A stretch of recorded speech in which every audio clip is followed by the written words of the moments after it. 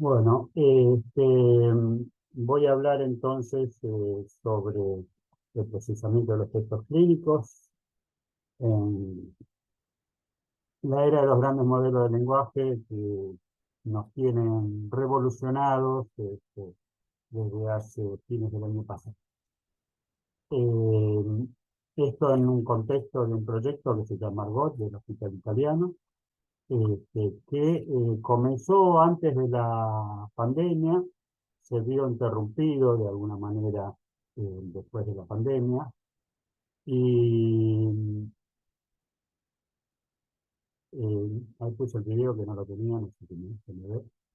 Eh, bueno, Esto comenzó hace bastante tiempo con la ambición de reconocer una serie de lo que se llama entidades o cosas de interés en los textos libres de la historia clínica electrónica o que vengan desde otras fuentes.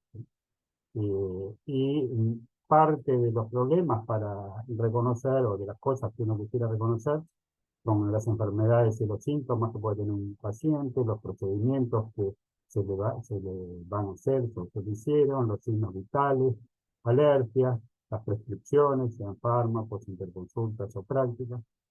Una cosa que está por todos lados, que son las abreviaturas y que traen una serie de problemas, eso resolverlo, y relaciones entre estas entidades como por ejemplo efectos adversos de determinados fármacos, tratamientos relacionados a enfermedades, etcétera, etcétera. Todo esto para que, bueno, se supone o entendemos, o es una ambición en distintos dominios, que hay mucha información en texto libre, que los textos estructurados sufren una determinada carga eh, este, para los profesionales que quieran, que tengan que realizar la tarea de cargar información en formato estructurado que pueda ser utilizado después en los sistemas informáticos de salud. Por lo tanto, esto es una vieja ambición.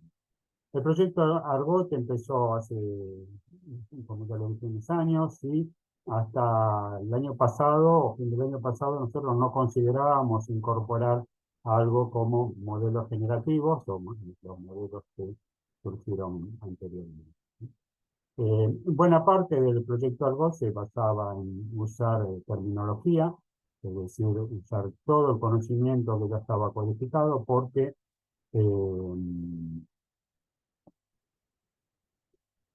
ese conocimiento es sumamente útil para resolver algo fundamental, digamos. Uno reconoce menciones de enfermedades y síntomas, pero tiene que saber a qué enfermedad se refiere.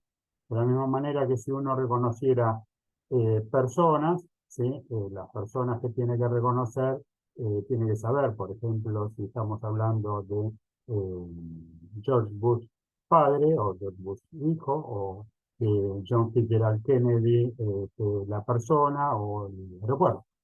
¿Sí? Entonces, cada cosa que uno quiere identificar necesita mapearlo a una determinada entidad y para mapearlo a esa determinada entidad hace uso de terminología, los códigos que no se proveen terminología. ¿Qué es lo que se hizo? Bueno, en inglés hay mucho hecho, pero a nosotros nos interesa qué es lo que se hizo, qué es lo que se hace en español. ¿Sí? Y qué es lo que se hizo, qué es lo que se hace en español, fundamentalmente está dominado por lo que se hace en España y en particular lo que se hace en Barcelona.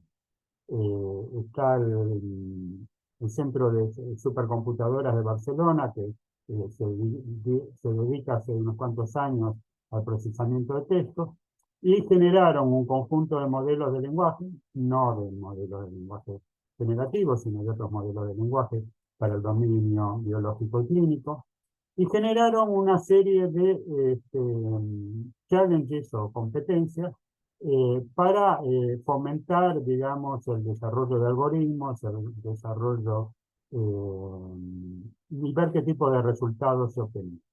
Entre ellas la resolución de abreviaturas, la resolución de fármacos, la resolución de entidades que se refieren al cáncer, enfermedades en general, y ahí ustedes tienen las fechas, enfermedades en los medios, procedimientos y de este año, y la última cinta. Todo esto tiene un determinado sesgo y tiene una serie de cuestiones que no voy a abordar en este momento, pero que en realidad para una institución como el Hospital Italiano, así como está, no nos sirve directamente. Está pensado por ahí para un plan más a largo plazo, pero no para resolver una serie de cuestiones más inmediatas que son las que nos serviría a una institución como la mía. Por supuesto, sigue siendo un activo y los resultados, si bien en reconocimiento de entidades son más o menos buenos, los resultados en un mapeo a entidades en alguna terminología, ellos usan SNOMED todo el tiempo, no son tan buenos, realmente no son tan buenos. ¿Cómo se imaginó Argot y digamos, hace unos años, y cuál es el horizonte que uno puede llegar a tener en mente? Y bueno, dentro de ese horizonte lo que estamos pensando es que hay distintas fuentes de información clínica textual, que puede venir de la historia clínica electrónica, puede venir de resultados de laboratorio, puede estar en recetas, en la estepicrisis, en resúmenes de historia clínica, en hojas de derivación. Y todo eso, la idea es poder hacer cosas como resúmenes clínicos, agrupar patologías, reportes estadísticos, hallazgos críticos que sea importante encontrar, informes especializados con determinada utilidad, ¿sí? La transcripción de indicaciones, apertura de la historia clínica, acciones de cuidado, soporte de decisiones, etcétera, etcétera, etcétera. Hay una infinidad de posibles usos y aplicaciones. Era una lista, digamos, de la cual habíamos partido en determinado momento. ¿Sí? Y el objetivo general es, bueno, procesar texto, facilitar la interoperabilidad dentro del sistema informático de una o varias instituciones, permitiendo la interpretación y la integración, ¿sí? De esa información. Ese es, digamos, el gran objetivo que es de alguna manera incuestionable. ¿Cómo lo imaginábamos? Bueno, imaginábamos tener dentro de la historia clínica el reconocimiento de las entidades y que ese reconocimiento de entidades que fueran relevantes para el profesional que está eh, generando este texto, pudiera agregar lo que quisiera en términos, por ejemplo, como problemas de salud, en términos de tratamientos, en términos de signos vitales, ¿sí? Esta era, digamos, un tipo de posible incorporación.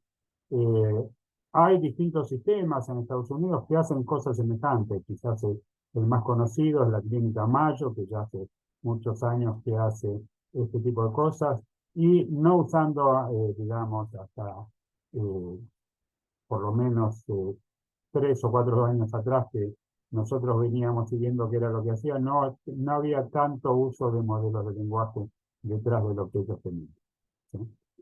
Eh, por supuesto, hay siempre uso de modelos de lenguajes en los procesamientos previos del texto, y eso siempre está presente. ¿Qué es lo que pasó? Bueno, como todos ustedes saben, a fines del año pasado estuvimos de alguna manera revolucionados por el surgimiento de ChatGPT, ¿sí? Y los grandes modelos de lenguaje. Modelos de lenguaje hay desde hace unos cuantos años, ¿sí? Y se usan de distintos tipos. Podemos conocer los modelos tipo BERT, que son en general modelos mucho más chicos que los modelos GPT, están todos basados en redes neuronales, en distintas capas, en optimizar determinado tipo de resultados, y son eh, máquinas de aprendizaje automático no supervisadas, ¿sí? Cualquiera de los tres, parte de la revolución que tenemos es que no son supervisados. Todo esto está basado, digamos, en una serie de conceptos y técnicas en realidad muy viejas que han ido evolucionando y que han ido creciendo, digamos, de alguna manera, porque lo permiten las máquinas, ¿sí? Y parte del problema es también el uso intensivo de estas máquinas, digamos, el consumo eléctrico que tiene es muy alto, ¿sí? Entonces eso es parte del problema que no se puede masificar de alguna manera, digamos, el uso de estas técnicas para generar modelos, por un lado por cuestiones de recursos, por otro lado por cuestiones de datos, que son importantes, ¿sí? Que hacen que no sea fácil generar estos modelos. Pero algunos de ellos, por ejemplo, los modelos tipo 1, hay modelos disponibles, como dije antes, para el dominio clínico biológico y han sido utilizados en el tipo de problemas que mencioné anteriormente. Esos son los modelos encoder, que es el dibujito de izquierda, ¿sí? Después están los modelos de traducción, que son encoders y decoders, ¿sí? Que es de alguna manera la combinación del tipo de máquina de izquierda con el tipo de máquina de derecha. Los modelos tipo encoder, esencialmente en general, trabajan con contextos bidireccionales, es decir, contextos de izquierda a derecha, mientras que los modelos tipo decoder trabajan con contextos de izquierda solamente, ¿sí? Esto es, de alguna manera, como dije antes, es algo que está hace bastante tiempo y no es nuevo, pero bueno, surgió toda la espuma que surge a partir del chat GPT, con los logros que tuvieron, que digamos que a mí personalmente, que hace muchos años que estoy en esto, no hubiera esperado que surgiera algo como esto. Y causa de alguna manera una revolución y un replantearse de ver qué es lo que se puede hacer y dónde se podría usar en el dominio clínico este tipo de cosas. Eh, entonces, eh, ¿para qué son buenos estos modelos, los GPT, que es una sigla de Generative Pre-trained Transform? ¿Sí? Son buenos para escribir o reformular textos con indicaciones, resumir textos, responder preguntas, dialogar y extraer información. Una aclaración. Yo lo que dije de alguna manera es que todo esto está basado en modelos de aprendizaje no supervisados. Pero hay una serie de cosas que tienen uso de aprendizaje supervisado. Es decir, responder preguntas eh, requiere pares de preguntas y respuestas que han sido creadas de alguna manera o han sido obtenidas. No tienen una supervisión humana directa, pero sí tienen un corpus de entrenamiento utilizado para eso. Lo mismo de dialogar. Y lo mismo de alguna manera resumir textos, que son cosas que hace mucho tiempo que están en el área, ¿sí? Y digamos, uno de los problemas que tiene en general el uso de modelos de lenguaje, ¿sí? Para lo que uno quiera realizar o hacer, es que tiene que estar entrenado para las tareas y los idiomas específicos, ¿sí? Y en particular también para el dominio específico. Es decir, usar ChatGPT con una API o de alguna manera donde uno no tiene un control directo sobre lo que está ocurriendo, por más que el ChatGPT de OpenAI tenga una cantidad importante de parámetros y una cantidad importante de textos sobre los que haya sido entrenado, no va a funcionar adecuadamente. Es decir, esperar que eso funcione adecuadamente para los objetivos de una institución o para los objetivos no genéricos que pueda hacer una persona que hace preguntas generales que puedan estar en los textos en los que fue entrenado ChatGPT, no va a satisfacer ese tipo de necesidad. Entonces,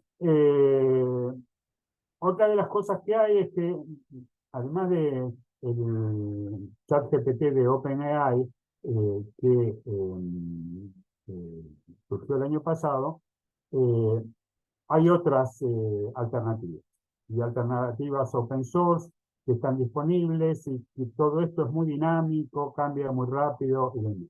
Y todo eso está medido en el tamaño de esas máquinas que yo mencioné antes, que tiene que ver con los billones de parámetros. Estamos hablando de billones en término inglés, no vamos a cambiar la información matemática al español, porque no nos vamos a entrar a confundir. Entonces, los tamaños son 7 billones, 175 billones, y está pensado que, digamos, el tamaño mínimo óptimo es alrededor de los 70 billones. ¿Sí? Surgieron modelos de lenguaje que pusieron disponible Microsoft y Facebook, como el Llama 2. Hay otros modelos que surgieron ahora, como Orca y demás. ¿Sí? Y hay otra cuestión que es importante, es el contexto con el que permiten trabajar. Inicialmente era 4.000 tokens, donde tokens es una medida técnica, ¿sí? Y actualmente hay muchos modelos que trabajan con 16.000 tokens, ¿sí? Ampliar el tamaño del contexto permite trabajar mejor para determinado tipo de tareas. Adaptación al dominio. Bueno, siempre los problemas clásicos de adaptación al dominio son las áreas clásicas de adaptación al dominio, son el dominio legal, el médico biológico o biológico, y el financiero. Por ejemplo, en el dominio financiero hay un modelo, que es el modelo Bloom, que fue creado específicamente para ese dominio. ¿Sí? En el área del dominio clínico, y bueno, ya se empezaron a hacer adaptaciones en inglés, ¿sí? De los modelos ya, ¿sí? Y así se empezó a hacer una adaptación de Llama usando casi 5 millones de papers de PubMed, ¿sí? Y entrenándolo haciendo modificaciones a todos los parámetros de Llama, ¿sí? Y obteniendo determinado tipo de resultados, de modo de obtener un modelo que funcione mejor para ese tipo de cosas. Este modelo, digamos, lo que se adaptó es al lenguaje del dominio, pero no a tareas específicas, para lo cual es necesario hacer tanto. Y hay otro tipo de adaptación que se hizo usando menos recursos, con el Llama 7B. El anterior también era el Llama 7B, con menos cantidad de notas, casi 3 millones, usando epicrisis y radiología, ¿sí? Por supuesto, de vuelta en inglés, y obteniendo resultados similares para eso. Después, si uno quiere entrenarlo para tareas específicas, tiene que hacer. ¿En qué andamos nosotros? Bueno, nosotros estamos trabajando fundamentalmente a partir de que surgió todo esto, en la creación de un modelo adaptado al dominio clínico del español, ¿sí? La creación de modelos adaptados a tareas específicas, hacer resúmenes, hacer reescritura, responder preguntas, Y todo esto implica un largo camino, ¿sí? Para obtener una aplicación que satisfaga un conjunto de condiciones. ¿Cuáles son este conjunto de condiciones? Bueno, el conjunto de condiciones que tenemos estaría definido de alguna manera en este ciclo, ciclo de cualquier proyecto de inteligencia artificial, sea en este caso generativo, pero comparte con cualquier otro tipo de modelo de lenguajes, excepto por lo de prompt engineering y fine tuning, ¿sí? Y el primer, digamos, la primera parte es definir el caso de uso. Y nosotros estamos, si volvemos, un poco un caso de uso más bien genérico, no un caso de uso específico, con estas tres tipos de problemáticas, ¿sí? El segundo ítem es elegir un modelo existente, ¿sí? O preentrenar el propio. Nosotros no vamos a preentrenar un modelo propio de cero, ¿sí? Vamos a tomar un, un modelo ya preentrenado general. ¿Por qué? Porque hay una serie de cuestiones que tienen que ver con cómo funcionan estos modelos que por más que la mayoría de los modelos estén entrenados en distintos lenguajes y uno tenga que hacer un nuevo preentrenamiento, una nueva adaptación a nuestro dominio clínico en particular y a nuestro idioma en particular, que es el español, eh, seguiremos por esa vía. Todo esto, digamos, es muy cambiante, como dije antes, digamos, surgen modelos en un plazo muy corto, pero digamos que vamos a tener la tecnología alineada como para poder cambiar de modelo, poder adaptarlo a nuestro dominio.